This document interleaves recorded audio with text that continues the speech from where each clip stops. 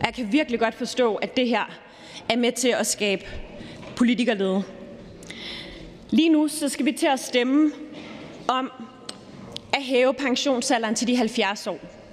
Og jeg vil gerne appellere til, at vi ikke gør det, at det ikke bliver vedtaget. Vil et Folketing virkelig stemme antagelser igennem her, der rammer nogle andre end sig selv, og som ikke engang holder? Det er da fuldstændig uretfærdigt og uværdigt. Jeg hører ordføreren indikere, at vi burde skamme os, alle os, der sidder her, som kan gå på pension som 60-årige. Men jeg synes, når man kommer med så harmdirrende en tale, så bør man i det mindste have styr på fakta.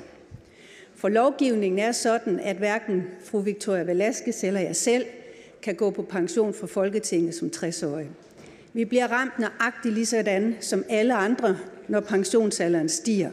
Vi kan få vores folketingspension udbetalt, når vi når folkepensionsalderen.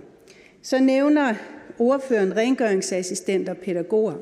Vi skal lige huske, at det faktisk er grupper, som har en pensionsordning, når de er ansat i hvert fald i det offentlige, som ligger på over 12%, og de har mulighed for at gå før folkepensionsalderen. Det er fint at have en god sag, men det ville også være rigtig fint, at man har styr på sine fakta.